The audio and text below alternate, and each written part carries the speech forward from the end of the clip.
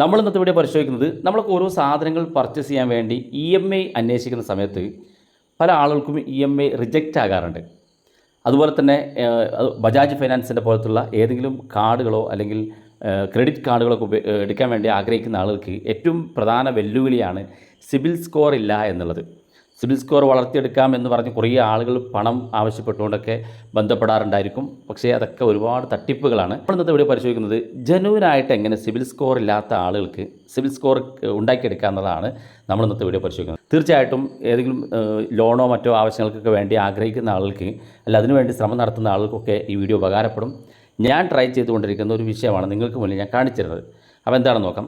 നമ്മൾ സാധാരണ CIBIL score ഇല്ലാത്തതിൻ്റെ പ്രധാനപ്പെട്ട കാരണം നമ്മൾ ലോണ് അല്ലെങ്കിൽ മറ്റേതെങ്കിലും പേയ്മെൻറ്റുകൾ, അതായത് ബാങ്കുമായി ബന്ധപ്പെട്ട ലോണുകളോ അല്ലെങ്കിൽ വാഹനം ലോൺ എടുത്തതോ ആഭരണങ്ങൾ പണയം വെച്ചതോ അല്ലെങ്കിൽ വീട് ലോണോ ഒക്കെ എടുക്കുന്ന ആളുകൾ കൃത്യമായിട്ട് അത് അടക്കാതിരുന്നു കഴിഞ്ഞാൽ അവരുടെ സിബിൽ സ്കോർ താഴ്ന്നു വരും.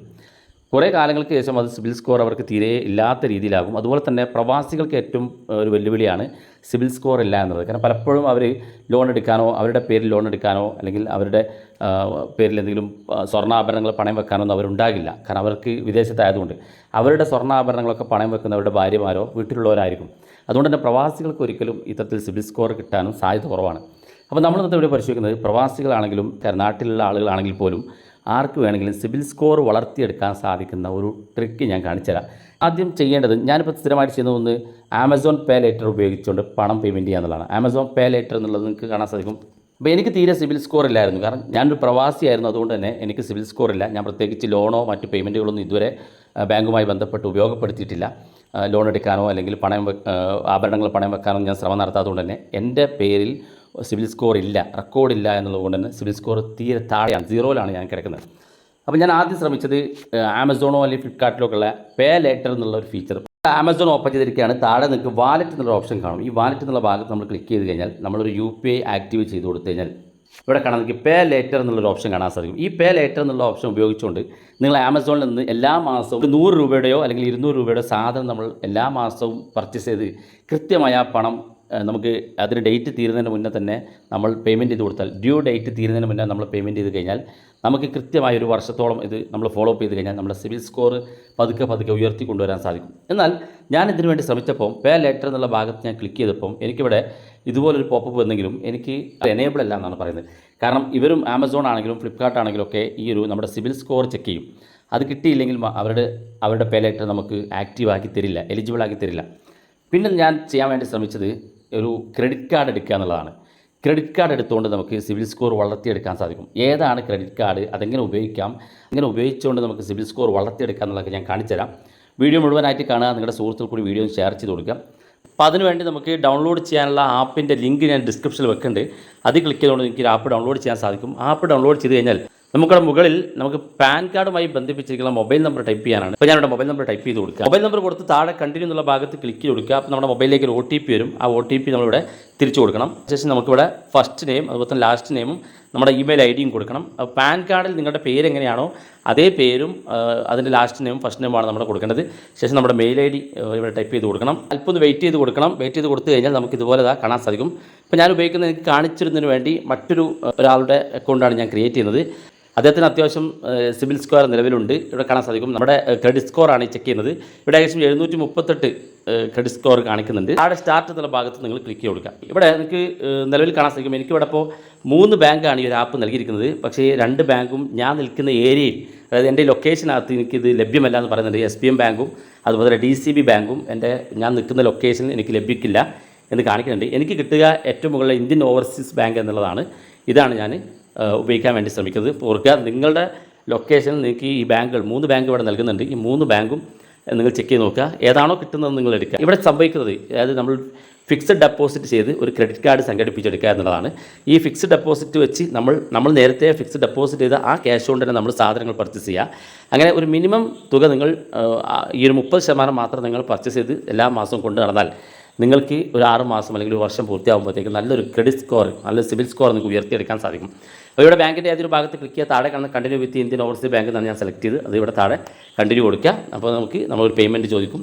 അതായത് ഫിക്സ്ഡ് ഡെപ്പോസിറ്റ് എത്രയാണ് വേണ്ടതെന്നുള്ളത് നമുക്ക് സെലക്ട് ചെയ്യാനുള്ള ഓപ്ഷൻ ഉണ്ട്. അത് 2000 ആണെങ്കിൽ 2000, 2500 ആണെങ്കിൽ അത് ഓവർസീസ് ബാങ്കിന് മിനിമം 2500 ആണ്. 2500 ആണ് ഞാൻ കൊടുത്തിട്ടുള്ളത്. സ്ക്രീനിൽ നിങ്ങൾക്ക് കാണാൻ സാധിക്കും 2500 ഞാൻ കൊടുത്തിരിക്കുന്നത്. അതിൻ്റെ ഇപ്പോൾ ഞാൻ ഏകദേശം 400-500 രൂപയോളം ചിലവാക്കിയിട്ടുണ്ട്, അത് പർച്ചേസ് ചെയ്തിട്ടുണ്ട്. ഏകദേശം ഒരു 650-700 രൂപയോളം മാത്രമേ ഞാൻ പർച്ചേസ് ചെയ്യുള്ളൂ. കാരണം ഇങ്ങനെ പർച്ചേസ് ചെയ്താൽ മാത്രമേ എനിക്ക് എൻ്റെ സിബിൽ സ്കോർ ഉയർത്തിയെടുക്കാൻ സാധിക്കുള്ളൂ. ഓർക്കുക, ഡ്യൂ ഡേറ്റിന് മുന്നേ തന്നെ നിങ്ങൾ പണം അത് അടച്ചു കൊടുക്കുകയും വേണം. പണം അടച്ചു കൊടുക്കാൻ മുകളിൽ ഇങ്ങനെ ഒരു ഓപ്ഷൻ കാണും, പേ നൗ എന്നുള്ളത്. അത് ക്ലിക്ക് ചെയ്ത് കൊടുത്ത് നിങ്ങളുടെ നിലവിൽ നിങ്ങളുടെ ഏത് അക്കൗണ്ടാണ് ഉപയോഗിക്കുന്നത് ആ അക്കൗണ്ടിൽ നിന്ന് തന്നെ നിങ്ങൾക്ക് ഇതിനകത്തേക്ക് പണം ട്രാൻസ്ഫർ ചെയ്യാൻ പറ്റും. അതായത് ഡ്യൂ ഡേറ്റ് നിങ്ങൾക്ക് ഇവിടെ കാണിക്കും. ഡ്യൂ ഡേറ്റ് ഇപ്പോൾ നിലവിൽ എൻ്റെ ആക്റ്റീവ് ആയിട്ടില്ല. ഡ്യൂ ഡേറ്റ് നിങ്ങൾക്ക് വരുന്ന സമയത്ത് ഡ്യൂ ഡേറ്റ് കൃത്യമായിട്ട് അതിന് മുന്നേ തന്നെ നിങ്ങൾ ഒരു ദിവസമോ 2 ദിവസം മുന്നേ നിങ്ങൾ പേയ്മെൻറ്റ് ചെയ്യുക. അതായത് നിങ്ങൾ ഉപയോഗിച്ച ചാർജ് എത്രയാണോ അത് വീണ്ടും അതിലേക്ക് നിങ്ങൾ ഡെപ്പോസിറ്റ് ചെയ്ത് കൊടുക്കണം. അങ്ങനെ നിങ്ങൾ 6 മാസം അല്ലെങ്കിൽ ഒരു വർഷത്തോളം നിങ്ങൾ തുടരുകയാണെന്നുണ്ടെങ്കിൽ നിങ്ങൾക്ക് നല്ലൊരു ക്രെഡിറ്റ് സ്കോർ സംഘടിപ്പിച്ചെടുക്കാൻ സാധിക്കും. വളരെ സാവധാനം ക്ഷമയോടുകൂടി നിങ്ങൾ കൈകാര്യം ചെയ്താൽ മാത്രം മതി നിങ്ങൾക്കിത് നല്ലൊരു സ്കോർ ഉണ്ടാക്കിയെടുക്കാൻ സാധിക്കും. ഇവിടെ SBM ബാങ്ക് എന്നുള്ളത് കിട്ടുകയാണെങ്കിൽ നിങ്ങൾക്ക് മിനിമം 2000 രൂപ ആണ് ഡെപ്പോസിറ്റ് ചെയ്യാനുണ്ടാകുക.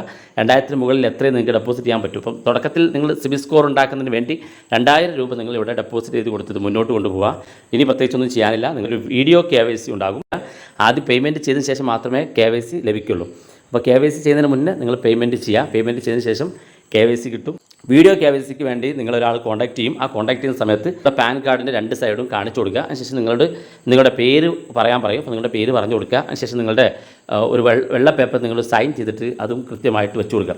ഇത്രയും വെച്ച് കൊടുത്തു കഴിഞ്ഞാൽ ഈ ഒരു KYC പൂർത്തിയായി കഴിഞ്ഞാൽ നിങ്ങൾക്ക് ക്രെഡിറ്റ് കാർഡ് കിട്ടും. അതായത് KYC അപ്രൂവ് ആയി കഴിഞ്ഞാൽ KYC ജസ്റ്റ് അപ്രൂവ് ആകും. മറ്റു പേപ്പർ വർക്കുകളൊന്നും ആവശ്യമില്ല. നിങ്ങളുടെ ഈ ഒരു ബാങ്ക് നിങ്ങൾ സെലക്ട് ചെയ്യുമ്പോൾ നിങ്ങളുടെ ഇൻകം ചോദിക്കും. അപ്പോൾ നിങ്ങൾക്ക് എത്രയാണോ നിങ്ങളുടെ വരുമാനമെങ്കിൽ അത് സെലക്ട് ചെയ്ത് കൊടുക്കുക. അത് എത്ര കൊടുത്താലും അതിന് പ്രൂഫ് ചോദിക്കില്ല എന്നതാണ് ഏറ്റവും പ്രധാനപ്പെട്ട കാര്യം. അതുപോലെ തന്നെ പ്രൂഫ് മാത്രമല്ല, ഒരു പേപ്പർ വർക്ക് നിങ്ങളോട് ചോദിക്കില്ല. ജസ്റ്റ് പാൻ കാർഡിൻ്റെ 2 സൈഡ് കാണിച്ചു കൊടുക്കുക. ഒരു വൈറ്റ് പേപ്പർ നിങ്ങളുടെ സൈൻ ചെയ്ത് കൊടുക്കുക എന്നല്ലാതെ ഒരു പേപ്പർ വർക്ക് നിങ്ങൾക്ക് ആവശ്യമില്ല. നിങ്ങൾ എത്രയാണോ ഡെപ്പോസിറ്റ് ചെയ്യുന്നത് അതിൻ്റെ ഇൻട്രസ്റ്റ് ആയിട്ട് എല്ലാ മാസവും നിങ്ങൾക്ക് പലിശ കിട്ടുകയും ചെയ്യും. മാത്രമല്ല, നിങ്ങൾ ഡെപ്പോസിറ്റ് ചെയ്ത പൈസയുടെ 30%, അതായത് ഇപ്പം ഞാൻ 2500 ഞാൻ ഡെപ്പോസിറ്റ് ചെയ്തിട്ടുണ്ടെങ്കിൽ എനിക്ക് 2250 വരെ മിനിമം എനിക്ക് യൂസ് ചെയ്യാൻ പറ്റും. കടകളിൽ പോയി സാധനം വാങ്ങാൻ പറ്റും. പക്ഷേ സിബിൽ സ്കോർ ഇല്ലാത്ത ആളുകൾ ശ്രദ്ധിക്കുക, 700 രൂപയോളം മാത്രം ഒരു മാസം പർച്ചേസ് ചെയ്യുക. 700 രൂപയ്ക്ക് മുകളിൽ നിങ്ങൾ പർച്ചേസ് ചെയ്ത് കഴിഞ്ഞാൽ നിങ്ങളുടെ സിബിൽ സ്കോർ ഉയരാൻ താമസം എടുക്കും. അപ്പം 700 രൂപ, ഒരു 500, 600, 700 രൂപയ്ക്ക് മാത്രം നിങ്ങൾ പർച്ചേസ് ചെയ്യുക. നിങ്ങൾ ഡെപ്പോസിറ്റ് ചെയ്ത പണം 2000 രൂപയാണെങ്കിൽ 2500 രൂപയാണെങ്കിൽ അതവിടെ വെക്കുക. പൂർണ്ണമായിട്ട് അതായത് നിങ്ങളുടെ ഡെപ്പോസിറ്റ് ചെയ്ത പണത്തിൽ നിന്ന് മുഴുവനായിട്ട് നിങ്ങൾ ഒരിക്കലും നിങ്ങളുടെ പേയ്മെൻറ്റ് പർച്ചേസ് ചെയ്യരുത്, സാധനങ്ങൾ വാങ്ങരുത്. നിങ്ങൾ എത്രയാണോ ഡെപ്പോസിറ്റ് ചെയ്യുന്നത് അതിൻ്റെ 30% മാത്രം നിങ്ങൾ യൂസ് ചെയ്യാം എന്ന കാര്യം പ്രത്യേകം ശ്രദ്ധിക്കുക. എന്നാലാണ് സിബിൽ സ്കോർ ഉയർത്താൻ സാധിക്കുള്ളൂ. അപ്പോൾ എല്ലാ മാസം അങ്ങനെ നിങ്ങളുടെ 6 മാസം തുടരുക. എന്നിട്ട് നിങ്ങളുടെ സിബിൽ സ്കോർ ഒന്ന് ചെക്ക് ചെയ്ത് നോക്കുക. ചെക്ക് ചെയ്യാൻ ഈ ഒരു ആപ്പിനകത്ത് നമുക്ക് സൗകര്യമുണ്ട്. ഇവിടെ താഴെ സിബിൽ സ്കോർ ഒന്ന് കാണിക്കും, അത് ക്ലിക്ക് ചെയ്താൽ മതി. നിങ്ങൾക്ക് നിങ്ങളുടെ സിബിൽ സ്കോർ ചെക്ക് ചെയ്ത് കാണിച്ചു തരും. നിങ്ങൾ എത്രയാണോ 5000 ആണ് ഡെപ്പോസിറ്റ് ചെയ്യുന്നതെങ്കിൽ 30% മാത്രം നിങ്ങൾ യൂസ് ചെയ്യുക, പർച്ചേസ് ചെയ്യുക. അങ്ങനെ ഓരോ 6 മാസം നിങ്ങൾ ട്രൈ ചെയ്യുക. മാക്സിമം ഒരു വർഷത്തോളം നിങ്ങളിത് ട്രൈ ചെയ്യുകയാണെന്നുണ്ടെങ്കിൽ നിങ്ങളുടെ സിബിൽ സ്കോർ നല്ല ലെവൽ 760, 770 നിങ്ങളുടെ സിബിൽ സ്കോർ എത്തിച്ചു കൊടുക്കാൻ സാധിക്കും. ആദ്യം നിങ്ങൾ ചെയ്യേണ്ടത് മിനിമം ചാർജ് എത്രയാണോ, മിനിമം ഡെപ്പോസിറ്റ് എത്രയാണോ അത് നിങ്ങൾ ചെയ്യുക. ഇവിടെ ഓർക്കുക, 12 മാസത്താണ് ഇതിൻ്റെ കാലാവധി. 12 മാസത്തിന് ശേഷം റിന്യൂവൽ ചെയ്യുന്ന ആൾക്ക് റിന്യൂവൽ ചെയ്യാം. ഇനി ഇത് ക്യാൻസൽ ചെയ്യുകയാണെന്നുണ്ടെങ്കിൽ ക്യാൻസൽ ചെയ്ത് കഴിഞ്ഞാൽ നിങ്ങൾ നേരത്തെ ഡെപ്പോസിറ്റ് ചെയ്ത ഫിക്സ്ഡ് ഡെപ്പോസിറ്റ് ചെയ്ത 2000, 2500, 5000 എത്രയാണോ നിങ്ങൾ ഡെപ്പോസിറ്റ് ചെയ്തെങ്കിൽ ആ പണം നിങ്ങൾക്ക് വിഡ്രോ ചെയ്യാൻ സാധിക്കുകയും ചെയ്യും. നിങ്ങളുടെ അക്കൗണ്ടിലേക്ക് തിരിച്ചു കൊണ്ടുവരാൻ സാധിക്കുകയും ചെയ്യും. അതുപോലെ തന്നെ നിങ്ങൾ ശ്രദ്ധിക്കണം മറ്റൊരു കാര്യം, നിങ്ങൾക്ക് ക്രെഡിറ്റ് കാർഡിൽ ആദ്യമായി എടുക്കുന്ന ആളുകൾ അറിഞ്ഞിരിക്കേണ്ട കാര്യങ്ങൾ, നിങ്ങളൊരിക്കലും നിങ്ങൾ മെഷീൻ ഉപയോഗിച്ച് നിങ്ങൾ ATM കാർഡ് ഉപയോഗിച്ച് നിങ്ങൾ സ്കാൻ ചെയ്തുകൊണ്ട് പർച്ചേസ് ചെയ്യരുത്. അതുപോലെ തന്നെ ATM നിന്ന് പണം വിഡ്രോ ചെയ്യാൻ ശ്രമിക്കരുത്, പലിശ ഉണ്ടാകും. മാത്രമല്ല സിബിൽ സ്കോർ താഴോട്ട് പോകും. അതുപോലെ തന്നെ സുഹൃത്തുക്കൾക്ക് പണം അയച്ചു കൊടുക്കാനുള്ള സൗകര്യം ക്രെഡിറ്റ് കാർഡിലില്ല എന്ന കാര്യം പ്രത്യേകം ഓർക്കുക. ആദ്യമായിട്ട് ക്രെഡിറ്റ് കാർഡ് ഉപയോഗിക്കുന്ന ആളുകൾ അറിഞ്ഞു വെക്കാൻ വേണ്ടി പറയുന്നതാണ്. അപ്പോൾ നിങ്ങൾ ഇതുപോലെ ഏതൊരു ബാങ്ക് സെലക്ട് ചെയ്ത് നിങ്ങൾ ആദ്യം ഡെപ്പോസിറ്റ് എത്രയാണോ ഉദ്ദേശിക്കുന്നതെങ്കിൽ അത് ഡെപ്പോസിറ്റ് ചെയ്യുക, ഒരു ഫിക്സ്ഡ് ഡെപ്പോസിറ്റ് ചെയ്യുക. അതിനുശേഷം നിങ്ങൾ KYC പൂർത്തിയാക്കുക, നിങ്ങളുടെ അക്കൗണ്ട് ആക്റ്റീവ് ആകും. നിങ്ങൾക്കൊരു കാർഡ് ഇവിടെ താഴെ കാർഡ് എന്ന് കാണുന്ന ഭാഗത്ത് ക്ലിക്ക് ചെയ്താൽ കാർഡ് ഡീറ്റെയിൽസ് ഇവിടെ കിട്ടും. അത് വെച്ച് നിങ്ങൾക്ക് പർച്ചേസ് ചെയ്യാൻ പറ്റും. ഇവിടെ നിങ്ങൾക്ക് അതിനുശേഷം നിങ്ങളുടെ ഗൂഗിൾ പേയിലോ നിങ്ങൾ ഏതാണോ പേയ്മെൻറ്റ് ചെയ്യാൻ ഉദ്ദേശിക്കുന്നതെങ്കിൽ അതിലേക്ക് നിങ്ങളുടെ മൊബൈൽ നമ്പർ ഉപയോഗിച്ച് നിങ്ങൾക്ക് ക്രെഡിറ്റ് കാർഡ്, ഈ ഒരു ക്രെഡിറ്റ് കാർഡ് നിങ്ങളുടെ മൊബൈൽ നമ്പർ ഉപയോഗിച്ച് നിങ്ങൾക്ക് അതിലേക്ക് ലിങ്ക് ചെയ്യാൻ പറ്റും. സാധാരണ ബാങ്ക് ലിങ്ക് ചെയ്യുന്ന പോലെ നിങ്ങൾ ക്രെഡിറ്റ് കാർഡ് എന്നുള്ള ഭാഗത്ത് ക്ലിക്ക് ചെയ്ത് നിങ്ങൾക്ക് ഈ ക്രെഡിറ്റ് കാർഡ് അതിലേക്ക് ആഡ് ചെയ്യാൻ പറ്റും. പിന്നെ നിങ്ങൾക്ക് ഗൂഗിൾ പേ വെച്ച് തന്നെ ക്രെഡിറ്റ് കാർഡ് ഉപയോഗിച്ച് പർച്ചേസ് ചെയ്യാൻ സാധിക്കുകയും ചെയ്യും.